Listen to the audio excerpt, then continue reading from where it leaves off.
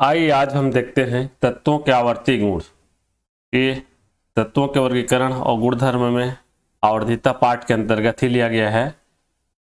इसमें आज हम देखेंगे परमाणु त्रिज्या, आयनिक त्रिज्या, सहसंयोजक त्रिज्या, धात्विक त्रिज्या क्या होती है। तो सबसे पहले हम तत्वों के आवर्ती गुण की बारे में बात करें। और इसे आवर्त के नियम के अनुसार हम पढ़े हैं कि तत्वों के भौतिक और रासायनिक गुण इनके परमाणु क्रमांक के आवर्त फलन होते हैं। अर्थात हम बोल सकते हैं कि यदि तत्वों को इनकी परमाणु क्रमांक के क्रम में जमाया जाए तो कुछ तत्वों के बाद समान गुण के तत्व प्राप्त होते हैं, क्योंकि इनके अंतिम कक्ष में इलेक्ट्रॉनों की संख्या की पुनरावृत्ति होती है और निश्चित अंतराल बाद तत्वों के गुणों में होने वाली पुनरावृत्ति को गुणों की आवर्तीता भी कहते हैं। वैसे आवर्त सारणी के अध्ययन से स्पष्ट भी हो जाता है कि तत्वों के जो महत्वपूर्ण भौतिक और रासायनिक गुण में आवर्त के अनुदिश और वर्ग में नीचे की ओर नियमित परिवर्तन होता है। तो हम मुख्य रूप से इसको बोल सकते हैं, आवर्ती गुण को अगर परिभाषित करना चाहें तो इस प्रकार से बोल सकते हैं कि तत्वों के वो गुण जो प्रत्यक्ष या अप्रत्यक्ष रूप से उनके परमाणुओं के इलेक्ट्रॉनिक विन्यास से संबंधित होते हैं और वर्ग में नीचे जाने पर या आवर्त में बाएं से दाईं की ओर जाने पर वृद्धि या कमी प्रदर्शित करते हैं, आवर्ती गुण धर्म कहलाते हैं।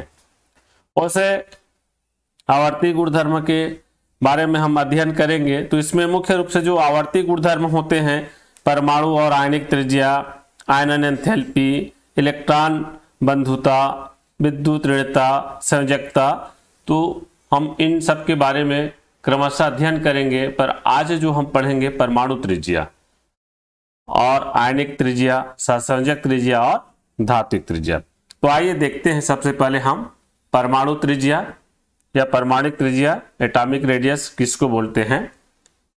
तो मैं आपको समझा दूं। मान लीजिए परमाणु का नाभिक है और ये कोई परमाणु है, परमाणु संरचना है और यहाँ एक इलेक्ट्रॉन है। तो हम बोल सकते हैं जो परमाणु के नाभिक के केंद्र से बाह्यतम कोश के ये जो इलेक्ट्रॉन है, इस इलेक्ट्रॉन के बीच की दूरी परमाणु त्रिज्या कहलाती है। या हम बोल सकते हैं अगला कोश बढ़ा तो ये जो बाह्यतम कोश है, यहाँ इलेक्ट्रॉन है, तो परमाणु के नाभिक से या इसके केंद्र से जो इलेक्ट्रॉन की दूरी है बाह्यतम कोश के, इसको हम परमाणु त्रिज्या कहते हैं। तो आइए हम इसको परिभाषित करते हैं। किसी परमाणु के नाभिक व बाह्य कोश के इलेक्ट्रॉन के बीच की दूरी को परमाणु त्रिज्या कहते हैं। ये ठीक उसी प्रकार से आप समझ सकते हो जिस प्रकार गणित में वृत्त पढ़ते हो, वृत्त के केंद्र से परिधि के बीच की दूरी क्या कहलाती है, त्रिज्या कहलाती है।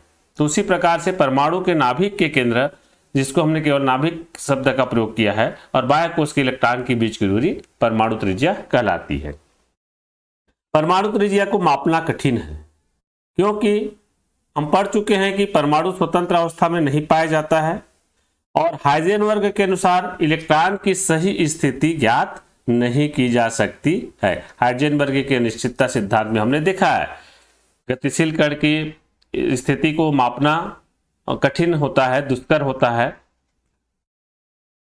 परमाणु त्रिज्या के प्रकार, अब प्रकार की जरूरत क्यों पड़ी इसकी परमाणु त्रिज्या के, तो होता क्या है एक्चुअल में, ये जो परमाणु त्रिज्या को हम मापने में कठिनाई महसूस करते हैं तो उसके लिए अलग अलग तरीका से मापा जा सकता है। तो अलग अलग कार्यकारी परिभाषा इसके द्वारा हमको मिल जाता है, जिसको हम परमाणु त्रिज्या के प्रकार के रूप में ले रहे हैं।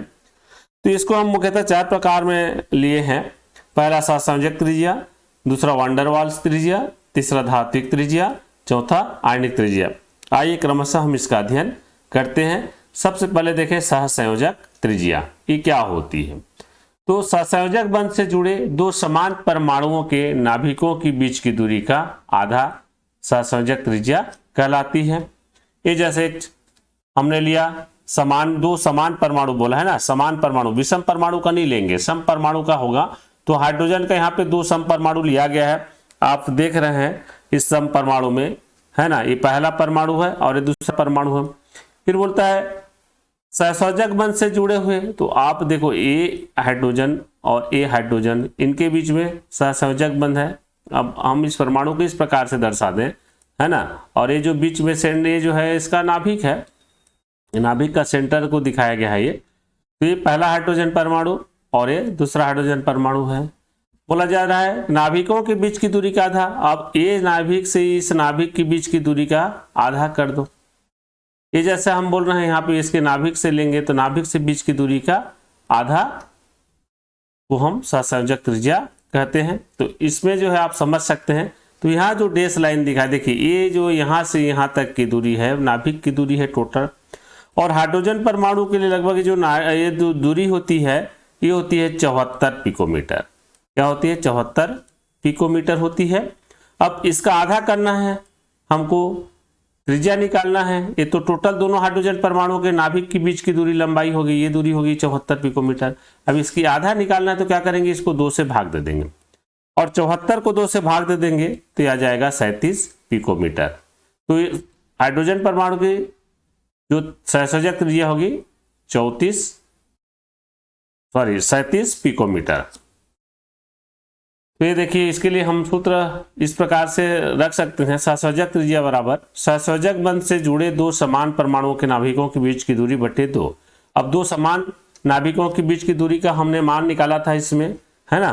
तो एक उदाहरण हमने हाइड्रोजन का लिया है। तो हाइड्रोजन में दो हाइड्रोजन परमाणु के नाभिक की मध्य दूरी 74 पिकोमीटर है और सहसंयोजक त्रिज्या निकालना चाहें तो 74 को हम 2 से भाग दिए तो 37 पिकोमीटर होगा। अब कुछ नोट है याद रखने में की बातें कि सहसंयोजक त्रिज्या का मान स्पेक्ट्रोस्कोप या एक्सरे विवर्तन द्वारा मापते हैं। इसकी इकाई पिकोमीटर होती है। वैसे आर्मस्ट्रांग्स भी मापते हैं, ठीक है। आर्मस्ट्रांग बोलते तो यहाँ पे जो 74 पिकोमीटर था वो 0.74 एंगस्ट्राम हो जाता, आर्मस्ट्रांग हो जाता। आंसर जो आया 37 और 0.37 आर्मस्ट्रांग हो जाता। आपको बुक में आर्मस्ट्रांग में भी ये मान जो है मिल जाएगा। और अगले बात आती है विषम नाभिकीय अणु के लिए। वो तो सम नाभिकीय अणु के लिए, सम परमाणु के लिए है। विषम के लिए क्या करेंगे, सहसंयोजक त्रिज्या का मान निकालना है। तो इसके लिए किसी तत्व के एक अणु में जो विषम नाभिकीय परमाणु है तो दो सहसंयोजक बंध से जुड़े परमाणुओं के नाभिक की दूरी पहले ज्ञात कर लेते हैं। वैसे भी सम परमाणु में भी नाभिक की दूरी को ज्ञात किया जाता है। विषम में एक अंतर है कि इसके एक परमाणु की सहसंयोजक त्रिज्या ज्ञात होता है, उस ज्ञात मान से दूसरे विषम परमाणु की सहसंयोजक त्रिज्या को नाभिक के जो मध्य की दूरी का मान रहता है उसमें से घटाकर निकाल लेते हैं। इसी को लिख दिया हूं मैं, किसी एक परमाणु के ज्ञात सहसंयोजक त्रिज्या से नाभिक के मध्य की दूरी, जो नाभिक के मध्य की दूरी रहती है और किसी एक सहसंयोजक त्रिज्या का मान ज्ञात है तो उस नाभिक के मध्य की दूरी वाले मान से सहसंयोजक त्रिज्या के मान को घटाने से दूसरे परमाणु का सहसंयोजक त्रिज्या निकल जाती है। जैसे HCl में हाइड्रोजन और क्लोरीन परमाणु के नाभिक के मध्य दूरी 136 पिकोमीटर है और इसमें हाइड्रोजन की सहसंयोजक त्रिज्या हमको ज्ञात है 37 पिकोमीटर है। क्लोरीन का निकालना है तो इसको क्या करेंगे, इसके लिए हम रख दिए मान क्लोरीन की सहसंयोजक त्रिज्या बराबर HCl अणु में हाइड्रोजन और क्लोरीन के नाभिक की दूरी माइनस करेंगे हाइड्रोजन की सहसंयोजक त्रिज्या को, क्योंकि मान ज्ञात है। अब आइए मान को रख देते हैं। तो देखिए 136 पिकोमीटर दोनों के नाभिक के बीच की दूरी है और हाइड्रोजन का जो सहसंयोजक त्रिज्या है 37 पिकोमीटर, इसमें 37 घटा देंगे तो ये आ जाता है 99 पिकोमीटर। इस प्रकार से विषम नाभिकीय अणु की सहसंयोजक त्रिज्या का मान भी निकाला जाता है। कहने का मतलब यह है कि इसमें जो है ये कोई अणु रहेंगे तो अणुओं के दो नाभिकों के बीच की दूरी का आधा है। किसी एक अणु के दो नाभिकों के बीच की दूरी के आधा को हम सहसंयोजक त्रिज्या कहते हैं। मान लो हम बनाना चाहे कोई अणु, ये अणु है ना, ये नाभिक है तो इस नाभिक के बीच की दूरी का आधा सहसंयोजक त्रिज्या होती है, सम परमाणु के लिए भी विषम परमाणु के लिए भी। और अच्छा, इसमें विषम परमाणु के लिए क्या करते हैं, नाभिक की दूरी में से किसी एक नाभिक की सहसंयोजक त्रिज्या रहती है उसमें से घटा देते हैं। अब आता है वान डेर वाल त्रिज्या। ठोस अवस्था में किसी तत्व के दो निकटतम अणुओं के निकटतम परमाणुओं को नाभिक के मध्य की दूरी का आधा कर देते हैं तो वान डेर वाल त्रिज्या होती है। इस ठोस के लिए है तो आइए परिभाषित करते हैं इसको। ठोस अवस्था में किसी दो अनाबंधित परमाणुओं के नाभिकों के बीच की दूरी का आधा। दो परमाणु ऐसे रहेंगे जिनमें बॉन्डिंग नहीं रहेगा, बंध नहीं बना रहेगा, उनके परमाणु के नाभिक के बीच की दूरी का आधा करेंगे तो वान डेर वाल त्रिज्या आता है। यह इसको और परिभाषित कर सकते हैं हम, दो अणुओं के समीपस्थ परमाणुओं के नाभिकों के बीच की दूरी का आधा। अगर परमाणु हैं, जैसे उत्कृष्ट की बात करें हम, उत्कृष्ट गैस एक परमाणु होते हैं तो उनके जो है दो पास पास जो परमाणु रहेंगे उनके नाभिक के बीच की दूरी का आधा करेंगे।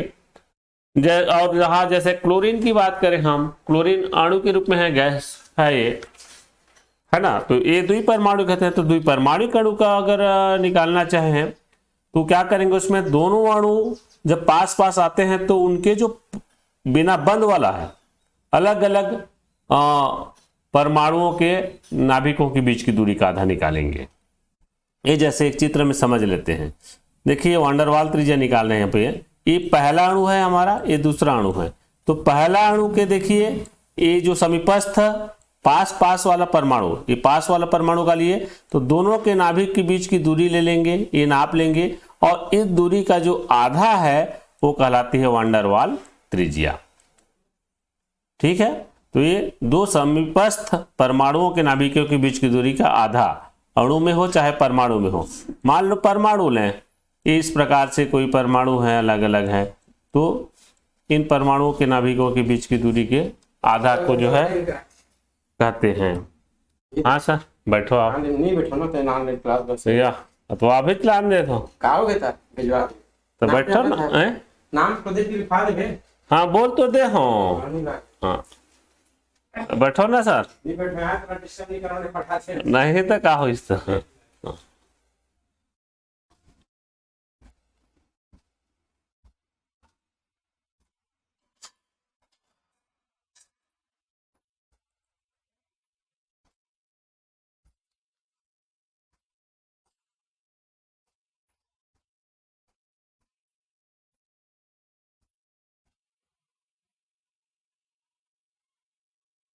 वान डेर वाल त्रिज्या की बात कर रहे हैं हम। अब यहाँ पे दो अनाबंधित परमाणुओं के नाभिकों के बीच की तरह, यहाँ पे हमने दो अणु का लिया था, ये पहला अणु दूसरा अणु का। अनाबंधित परमाणु मतलब ये पहला परमाणु है, मान लो उत्कृष्ट गैस का परमाणु है, ये दूसरा परमाणु है, तो इन दोनों के नाभिकों के बीच की दूरी का आधा। कुल मिला के दो नाभिकों के बीच की दूरी का आधा लेते हैं, लेकिन यहाँ पे शर्त ये है दोनों अनाबंधित परमाणु होंगे, इसी में जो है पहले से बॉन्डिंग नहीं रहेगा। अच्छा एक चीज और पढ़े हम, सहसंयोजक त्रिज्या देख रहे थे, तो सहसंयोजक त्रिज्या में क्या था कि जैसे एक ही अणु है, एक अणु है तो इसके दोनों नाभिकों के बीच की दूरी का आधा बोलते हैं, ये भी सहसंयोजक त्रिज्या हो जाएगा। ये जो ये वाला मान है, इस अणु में देखें इसका निकालने सहसंयोजक त्रिज्या, तो ये दोनों नाभिकों के बीच की दूरी का आधा, मतलब इधर वाला मान इधर वाला मान, ये सहसंयोजक त्रिज्या है। लेकिन वान डेर वाल त्रिज्या में अंतर क्या है, अणु अलग अलग होंगे, है ना, अलग अलग अणु के पास के परमाणुओं के नाभिकों के बीच की दूरी का आधा, जैसे इसमें अलग अलग परमाणु है, ये अलग है ये अलग है, तो उनके बीच की दूरी के आधा को वान डेर वाल त्रिज्या कहते हैं। वान डेर वाल त्रिज्या का मान सहसंयोजक त्रिज्या से अधिक होता है, क्योंकि अलग अलग परमाणु का हम नाभिक के बीच की दूरी मापते हैं इसमें और उसके आधा मान को लेते हैं। वान डेर वाल त्रिज्या को लगभग जो है सहसंयोजक त्रिज्या के दोगुना माना जाता है, तो दोगुनी सहसंयोजक त्रिज्या के रूप में लेते हैं, और वान डेर वाल त्रिज्या का मान भी एक सदिश द्वारा मापा जाता है। अब उत्कृष्ट गैस की परमाणिक त्रिज्या वान डेर वाल त्रिज्या के रूप में ही ज्ञात की जाती है। तो उत्कृष्ट गैस का जो तत्व है उनका जो त्रिज्या को परमाणु त्रिज्या बोलेंगे, सहसंयोजक त्रिज्या नहीं बोला जाता है। और आवर्त में जब देखते हैं हम तो हैलोजन से जो है इनकी वान डेर वाल त्रिज्या अधिक होती है। जैसे फ्लोरीन का वान डेर वाल त्रिज्या 136 पिकोमीटर और नियान का वान डेर वाल त्रिज्या 160 पिकोमीटर है, तो इसमें हम देख रहे हैं उसी आवर्त के तत्व है, लेकिन जो है किसकी अधिक है वान डेर वाल त्रिज्या, उत्कृष्ट गैस की, नियान की। ये एक चित्र है वान डेर वाल त्रिज्या का, तो हमने यहाँ पे नियान का लिया हुआ है, देखिए नियान दो परमाणु हैं, है ना, दो अलग अलग परमाणु हैं, तो इन दोनों के नाभिक के ये दूरी हो जाएगा और उसका जो ये आधा है, है ना, इन दूरी का आधा कर रहे हैं 20 से, तो ये वाला भाग इसके लिए इधर का निकाले तो ये वाला भाग वान डर वाल त्रिज्या कहलाता है। सेकंड में हम वही क्लोरीन परमाणु का ले लिए हैं Cl2 अणु का, ये Cl2 अणु है, ये दूसरा Cl2 अणु है, दो अणु के जो समीपस्थ नाभिक के बीच की, दोनों नाभिक के बीच की दूरी ले लिए और इसको आधा कर दिए, तो चाहे इधर का निकालो चाहे इधर का निकाले, वो जो मान है वान डर वाल त्रिज्या कहलाता है। लेकिन जब ये जो एक ही अणु के बीच की दूरी का नाभिक का आधा क्या कहलाता था, सहसंयोजक त्रिज्या कहलाता था। तो आप समझ गए होंगे सहसंयोजक त्रिज्या और वान डर वाल त्रिज्या में अंतर। अब आता है धात्विक त्रिज्या। दो धातु परमाणु के नाभिक के बीच की दूरी का आधा को धात्विक त्रिज्या कहते हैं। ठीक है, दो क्या, लेकिन इसके लिए क्रिस्टल संरचना वाला होता है। तो कोई क्रिस्टल संरचना में दो निकटतम परमाणु के नाभिक के बीच की दूरी के आधा बोल सकते हैं। मान लो क्रिस्टल संरचना बनाए, तो क्रिस्टल संरचना में जानते हो एक अणु एक दूसरे, ये भी गैप नहीं रह गई, हाँ, अणु जो है एक दूसरे से जो है संपर्क में रहते हैं, परमाणु जो है कण है ना, एक दूसरे के संपर्क रहेंगे। तो जैसे इनका और इनका निकालना है तो इन दोनों का दूरी करेंगे परमाणु का और इनका आधा, समीपस्थ वाले ही परमाणु के नाभिक के बीच की दूरी का आधा को जो है धात्विक त्रिज्या कहते हैं, धातु में पाया जाता है। या हम इसको बोल सकते हैं किसी धातु क्रिस्टल में दो निकटतम परमाणुओं के नाभिकों के बीच की दूरी का आधा धात्विक त्रिज्या कहलाता है। उदाहरण देखें, हम सोडियम क्रिस्टल में दो निकटतम सोडियम परमाणु के बीच की दूरी 372 पिकोमीटर है, पॉइंट में हो गया, ये 372 पढ़िए, और सोडियम की क्रिस्टल त्रिज्या निकालना चाहें तो 372/2 करेंगे तो 186 आएगा, 186 पढ़ेंगे। अगर इसको हम आर्मस्ट्रांग में लेंगे, मैं बता देता हूं मैं, ये पिकोमीटर में दशमलव नहीं रहेगा, यहाँ दशमलव आ गया है, अगर आर्मस्ट्रांग में लेंगे तो दशमलव आएगा। तो आर्मस्ट्रांग भी बोल सकते हो आप इसको, इस मान को दशमलव के साथ आर्मस्ट्रांग ले लेंगे और दशमलव नहीं लगाएंगे पिकोमीटर में। नोट है, सहसंयोजित त्रिज्या और धात्विक त्रिज्या को परमाणु त्रिज्या के रूप में व्यक्त करते हैं। जो सहसंयोजित त्रिज्या और धात्विक त्रिज्या है, इनको परमाणु त्रिज्या के रूप में भी व्यक्त किया जाता है। सहसंयोजित त्रिज्या से धात्विक त्रिज्या का मान अधिक होता है। देखो हमने देखा था सहसंयोजित त्रिज्या से वान डर वाल त्रिज्या का मान अधिक होता था, यहाँ पे देख रहे हैं सहसंयोजित त्रिज्या से धात्विक त्रिज्या का भी मान अधिक होता है। अब यहाँ पे एक सवाल आता है, जब सहसंयोजित त्रिज्या से वान डर वाल त्रिज्या और धात्विक त्रिज्या दोनों का मान अधिक होता है, तो धात्विक त्रिज्या और वान डर वाल त्रिज्या में मान किसका अधिक होगा? तो वान डर वाल त्रिज्या का मान ही अधिक होगा। धात्विक त्रिज्या का मान सहसंयोजित त्रिज्या और वान डर वाल त्रिज्या के मध्य होता है। इसको देखिए हमने लिख दिया, बढ़ते क्रम, इसका बढ़ते क्रम में धात्विक त्रिज्या का मान, सहसंयोजित त्रिज्या का मान सबसे कम होगा, उसके बाद धात्विक त्रिज्या का मान अधिक होगा इससे, और धात्विक त्रिज्या से अधिक वान डर वाल त्रिज्या का मान, माने सबसे अधिक वान डर वाल त्रिज्या का मान होगा। और मध्यम में कौन है? धात्विक त्रिज्या का मान सहसंयोजित त्रिज्या से अधिक और वान डर वाल त्रिज्या से कम होता है। इस बात को याद रखेंगे। अब आता है आयनिक त्रिज्या। तो जब उदासीन परमाणु एक या एक से अधिक इलेक्ट्रॉन त्यागता है तो उस पर उतना ही धन आवेश आता है, इसे धन आयन कहते हैं। आप जानते हो कोई परमाणु जब इलेक्ट्रॉन त्यागता है, धातु या परमाणु जो है वो उदासीन परमाणु, तो इलेक्ट्रॉन त्यागता है तो जितना इलेक्ट्रॉन त्यागा होगा उसमें उतना धन आयन आता है, अर्थात आयन बन गया तो उसको हम धन आयन बोलते हैं। इसी प्रकार से जब कोई उदासीन परमाणु एक से अधिक इलेक्ट्रॉन को ग्रहण करता है तो जितना इलेक्ट्रॉन ग्रहण करेगा उसमें उतना ही ऋणावेश उत्पन्न हो जाता है, इसे ऋण आयन कहते हैं।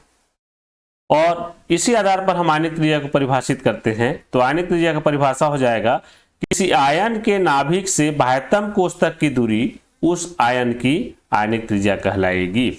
जो इलेक्ट्रॉन त्यागने या ग्रहण करने के बाद जो आयन बनता है, तो उस आयन की जो बाह्यतम कोष में जो इलेक्ट्रॉन है और उसके नाभिक के बीच की दूरी को आयनिक त्रिज्या कहते हैं। ठीक है, तो आपको समझ में आ गया होगा आयनिक त्रिज्या भी। ये दो प्रकार की होती है आयनिक त्रिज्या।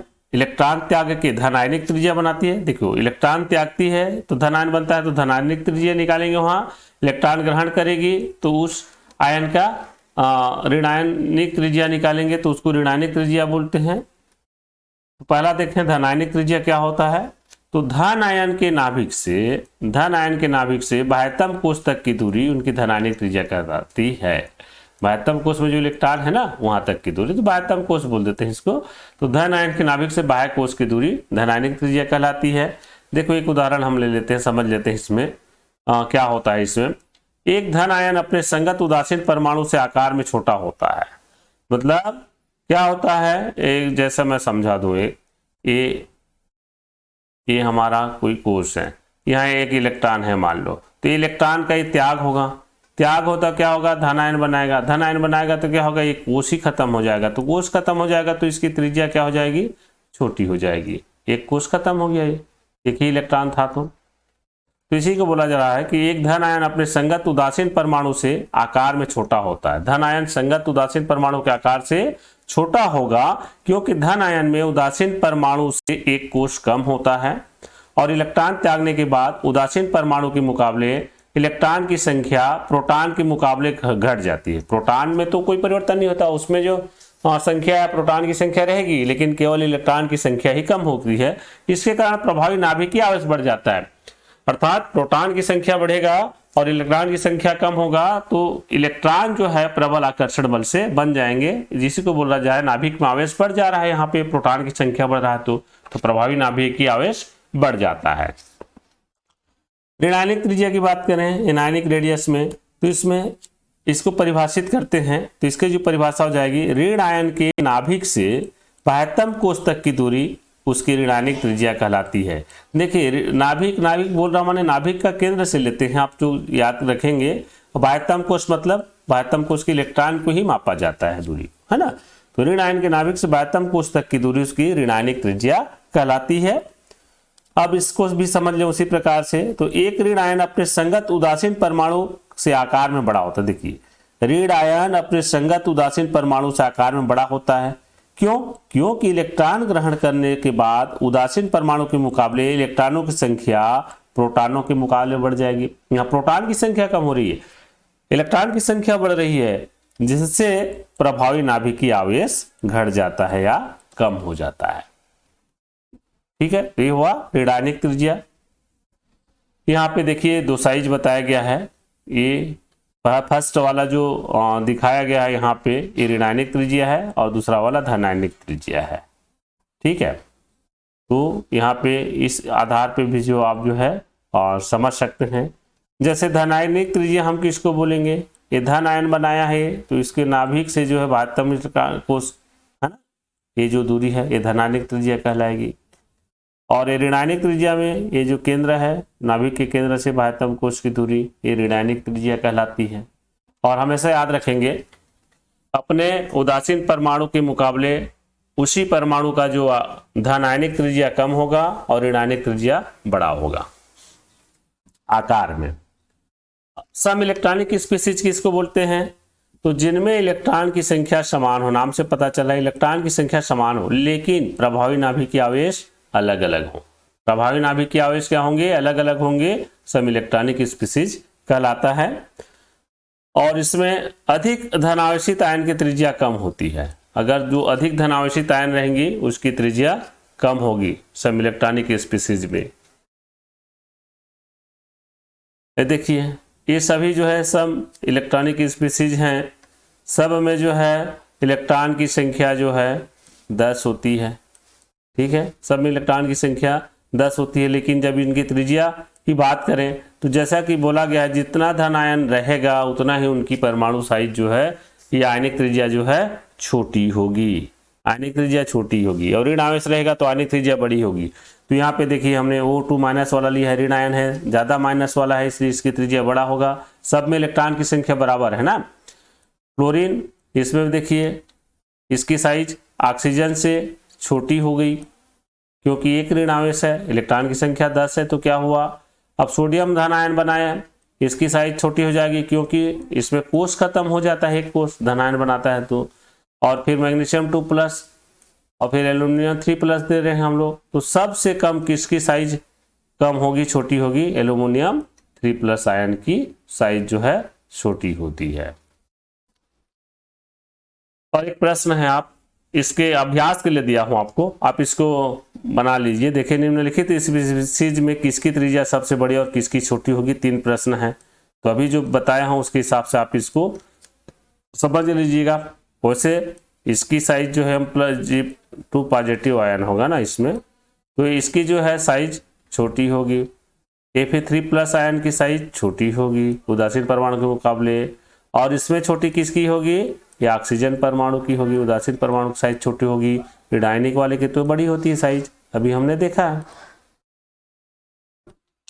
अब परमाणु त्रिज्या की आवर्तीता, आवर्तीता मतलब आवर्त में हम इसको जो है बाएं से दाएं या वर्ग में ऊपर से नीचे, तो आवर्त और वर्ग के रूप में जो है आवर्तीता को देखा जाता है। वैसे आवर्तीता किसको बोलते हैं पहले भी बताया चुका है, फिर भी बोल दूं। आवर्तीता क्या है, निश्चित अंतराल बाद तत्वों के गुणों में होने वाली पुनरावृत्ति को आवर्तीता कहते हैं। अब ये जो है 2 रूप में देखते हैं, आवर्त में और वर्ग में, आवर्त सारणी में देखा जाता है। तो सबसे पहले हम देखें आवर्त में परमाणु त्रिज्या की आवर्तीता क्या होती है। तो आवर्त में बाएं से दाएं चलने पर परमाणु त्रिज्या का मान कम होते जाता है। देखिए आवर्त सारणी में जब हम बाएं से दाएं जाते हैं तो परमाणु त्रिज्या घटती है, अर्थात कम होती जाती है। अब इसका कारण क्या होगा, बाएं से दाएं जाते हैं तो परमाणु क्रमांक बढ़ते जाता है और उसके नाभिकीय आवेश में वृद्धि होती है, लेकिन उनके जो मुख्य ऊर्जा स्तर की संख्या में कोई परिवर्तन नहीं होता है, जिसके कारण नाभिक एवं अंतिम इलेक्ट्रॉन के मध्य आकर्षण बल में वृद्धि से आयनिक त्रिज्या कम हो जाती है। तो मैं इसको शॉर्ट रूप में लिख दिया हूं। इसका कारण है कि आवर्त में बाएं से दाएं जाने पर प्रभावी नाभिकीय आवेश बढ़ता है। अब देखिए द्वितीय आवर्तक की त्रिज्या हमने लिया है बाएं से दाएं, यहाँ पे कुछ मान लिखा गया है, lithium, beryllium, boron, carbon, nitrogen, oxygen. तो लिथियम का 152 पिकोमीटर है, बेरिलियम का 111, बोरान का 188। तो हम बाएं से दाएं जा रहे हैं तो देखिए परमाणु त्रिज्या का मान कम होते जा रहा है, क्योंकि प्रभावी नाभिकीय आवेश बढ़ रहा है। कोष की संख्या तो बढ़ नहीं रहा है, उसी कोष में इलेक्ट्रॉन प्रवेश कर रहे हैं, और लेकिन प्रोटॉन की संख्या बढ़ती जा रही है, वहां भी प्रभावी नाभिकीय आवेश बढ़ रहा है, तो प्रभावी नाभिकीय आकर्षण बल जो है बढ़ जाता है। दूसरा वर्ग में देखें तो वर्ग में ऊपर से नीचे की ओर जाने पर परमाणु त्रिज्याएं बढ़ती है। हमेशा जो है आवर्तक का विपरीत होता है वर्ग में, ठीक है। आवर्तक के विपरीत क्या होता है, वर्ग में उसका जो मान जो है विपरीत होता है, ठीक है। तो देखिए वर्ग में ऊपर से नीचे जाने पर परमाणु त्रिज्या बढ़ती है, और बढ़ती क्यों है, इसका कारण है कि जब समूह में हम ऊपर से नीचे जाते हैं वर्ग में, तो परमाणु क्रमांक बढ़ने के साथ साथ आयनिक त्रिज्या में वृद्धि होती है। यह परिवर्तन परमाणु त्रिज्या में परिवर्तन के अनुरूप ही है। इसका कारण परमाणु में नई कक्षाएं जुड़ती जाती है, कोष की संख्या में वृद्धि होती जाती है, और इस प्रभाव से नाभिक और संयोजी कोष के इलेक्ट्रॉन के मध्य आकर्षण बल में कमी हो जाती है। अर्थात हम बोल सकते हैं प्रभावी नाभिकीय आकर्षण बल कम हो जाता है। इस कारण आयनिक त्रिज्या का मान परमाणु त्रिज्या का मान बढ़ते जाता है। आयनिक त्रिज्या का भी सेम होगा आयनों में, तो लिख सकते हैं हम। इसका कारण है, शॉर्ट में कारण मैंने लिख दिया कि ऊपर से नीचे जाने पर कोषों की संख्या बढ़ती है और परिरक्षण प्रभाव भी बढ़ जाती है, परिरक्षण प्रभाव आ जाती है, जिसके कारण से प्रभावी नाभिकीय आवेश कम हो जाता है, और इसी के कारण ऊपर से नीचे जाने पर परमाणु त्रिज्या बढ़ जाती है। ये देखिए प्रथम वर्ग की त्रिज्या lithium, sodium, potassium, rubidium, caesium का हमने दिया है। तो यहाँ पे 152 था परमाणु त्रिज्या जो है। देखिए लिथियम का फर्स्ट का लिए है ना, ये बाएं से दाएं जा रहे थे उसमें, अब समूह में ऊपर से नीचे की ओर जा रहे हैं, वर्ग को समूह भी बोलते हैं, याद रखेंगे। तो परमाणु त्रिज्या का मान देखिए 152 से 86, 186, 231, 244, 262 बढ़ते जा रही है। तो हमेशा याद रखिए आप, परमाणु त्रिज्या का मान आवर्त सारणी में बाएं से दाएं जाने पर कम होती जाती है, क्योंकि प्रभावी नाभिकीय आवेश भी बढ़ता है, और वर्ग में ऊपर से नीचे आने पर परमाणु त्रिज्या बढ़ती है, क्योंकि कोषों की संख्या बढ़ती है और परिरक्षण प्रभाव भी होता है, बढ़ता है। इस कारण नाभिकीय आवेश कम हो जाता है, जिसके कारण परमाणु त्रिज्या का मान अधिक हो जाता है। परमाणु त्रिज्या को प्रभावित करने वाले कारक कौन कौन से हैं? उसे मुख्यतः 3 कारक हैं: प्रभावी नाभिकीय आवेश, कोश की संख्या और परिरक्षण प्रभाव। अभी हमने देखा था इसमें, है ना। तो प्रभावी नाभिकीय आवेश किस प्रकार से, तो किसको बोलते हैं प्रभावी नाभिकीय आवेश? नाभिक द्वारा या परमाणु के नाभिक द्वारा बाह्यतम कोश के इलेक्ट्रॉन को अपनी ओर आकर्षित करना प्रभावी नाभिकीय आवेश कहलाता है। देखो, प्रभावी नाभिकीय आवेश किसको बोलते हैं? नाभिक, ये जैसा नाभिक है और एक कोश है, ये बाह्यतम कोश में इलेक्ट्रॉन है, तो क्या करेगा? ये धन आवेश सहित है, प्रोटॉन की संख्या, तो ये इस इलेक्ट्रॉन को अपनी ओर आकर्षित करती है। तो इसी को बोल रहा है नाभिक द्वारा बाह्य कोश के इलेक्ट्रॉन को अपनी ओर आकर्षित करना, ये आकर्षित करती है, इसी को बोला जाता है प्रभावी नाभिकीय आवेश। और इसको ZeF से प्रदर्शित किया जाता है। और ZeF अर्थात प्रभावी नाभिकीय आवेश बढ़ने से परमाणु त्रिज्या का मान घटता है। अभी हमने देखा था, जो कि आवर्त में बाएं से दाएं जाने पर होता है। तो इसी को हम सूत्र के रूप में लिख सकते हैं, परमाणु त्रिज्या व्युत्क्रमानुपाती होती है प्रभावी नाभिकीय आवेश के, अर्थात प्रभावी नाभिकीय आवेश बढ़ेगा तो परमाणु त्रिज्या का मान कम होता है। अब दूसरा आता है कोश की संख्या परमाणु त्रिज्या को कैसे प्रभावित करती है? तो ऊपर से नीचे वाले में होता है ना। तो मुख्य क्वांटम संख्या या कोशों की संख्या का मान बढ़ने पर परमाणु त्रिज्या का मान भी बढ़ता है। ये हम समूह में देखते हैं, ऊपर से नीचे की ओर जाने पर तो कोश की संख्या बढ़ता है तो परमाणु त्रिज्या का मान भी बढ़ेगा। देखिए, ये नाभिक है ना। अब इस प्रकार से ऊपर से नीचे जा रहे हैं तो कोश की संख्या बढ़ेगा, कोश की संख्या बढ़ेगा तो नाभिक से बाह्यतम कोश की दूरी भी बढ़ रही है, अर्थात त्रिज्या भी बढ़ते जा रही है। इसीलिए बोला जा रहा है परमाणु त्रिज्या कोश के समानुपाती होती है। और ये कोशों की संख्या ही मुख्य क्वांटम नंबर होता है ना, जिसको स्मॉल n से प्रदर्शित करते हैं। और है परिरक्षण प्रभाव या आवरण प्रभाव। ये क्या होता है? आंतरिक कोश के इलेक्ट्रॉन बाह्यतम कोश के इलेक्ट्रॉन को प्रतिकर्षित करते हैं, बाह्यतम कोश के इलेक्ट्रॉन को प्रतिकर्षित करते हैं, जिसके कारण बाह्यतम कोश के इलेक्ट्रॉन नाभिक का आकर्षण कम अनुभव करते हैं। इसे परिरक्षण प्रभाव कहते हैं। ये देखिए, ये नाभिक है और यहाँ पे इलेक्ट्रॉन है ना। तो यहाँ पे मान लो ये था, ये इलेक्ट्रॉन को क्या करेगा, यहाँ पे जो है इनके नाभिक के बीच आकर्षण बल का काम कर रहा है, आकर्षित कर रहा है, इसको खींच रहा है, प्रभावी नाभिक के आकर्षण बल से बंधा हुआ है। लेकिन क्या हुआ, यहाँ पे हम देख रहे हैं इस कोश में इलेक्ट्रॉन बढ़ते जा रहा है, बढ़ते जा रहा है, बढ़ते जा रहा है। आने वाला इलेक्ट्रॉन जो है इसमें तो पहले भर गया है, अब इसमें भर रहा है। तो इसमें भर रहा है तो क्या होगा, ये जो इलेक्ट्रॉन है इनको बाह्यतम कोश के इलेक्ट्रॉन को, जो बाह्यतम कोश के इलेक्ट्रॉन को इसको प्रतिकर्षित करते हैं, इसको धकेलते हैं, कहने का मतलब इनमें प्रतिकर्षण होता है।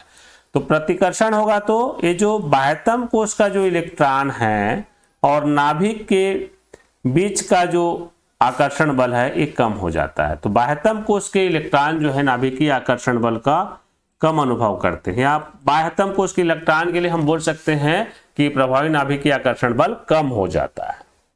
अर्थात एक दृष्टि से हम देख रहे हैं जो आंतरिक कोश के इलेक्ट्रॉन है, आंतरिक कोश के इलेक्ट्रॉन बाह्यतम कोश के इलेक्ट्रॉन को नाभिकीय आकर्षण बल से रक्षित कर देते हैं, उसकी रक्षा कर देते हैं, जिससे बाह्यतम कोश के इलेक्ट्रॉन पे जो है नाभिकीय आकर्षण बल कम हो जाता है। और नाभिकीय आकर्षण बल कम होता है तो क्या होता है, हम पढ़े, परमाणु त्रिज्या का मान बढ़ जाता है। ये वर्ग या समूह में ऊपर से नीचे जाने पर इस प्रकार की आवर्तिता हमको देखने की मिलती है, घटना जो देखने को मिलती है।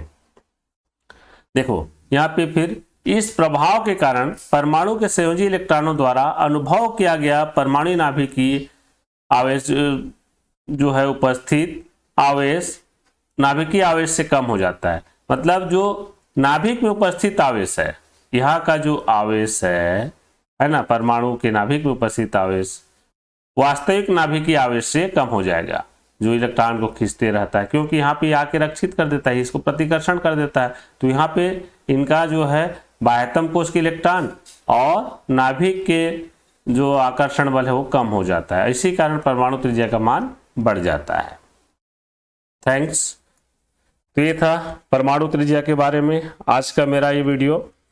आप लोग इसको नोट्स के रूप में बिल्कुल नोट कर लीजिए और सरल शब्दों में है। परीक्षा में जो पूछा जाता है तो आपको परिभाषा पूछता है, परमाणु त्रिज्या क्या है, आयनिक त्रिज्या क्या है, सहसंयोजक त्रिज्या क्या है, या आवर्तिता पूछता है तो आवर्त में स्थिति बाएं से दाएं जाने पर क्या होती है, ऊपर से नीचे क्या होती है, ये बताना होगा। और परमाणु त्रिज्या को प्रभावित करने वाले कारक, तो आप इस प्रकार से इसको जो है बना सकते हैं। अगला जो हम लाएंगे वीडियो तो उसमें देखेंगे कि आयनन विभव, इलेक्ट्रॉन बंधुता, ऋण बंधुता, इसके बारे में पढ़ेंगे वो क्या होते हैं। आप सभी को वीडियो वॉचिंग के लिए धन्यवाद, और मैं चाहूँगा कि ज़्यादा से ज़्यादा सब्सक्राइब करें, लाइक करें और वीडियो को शेयर करें ताकि आपके दोस्तों को भी जो है इसका लाभ मिल सके।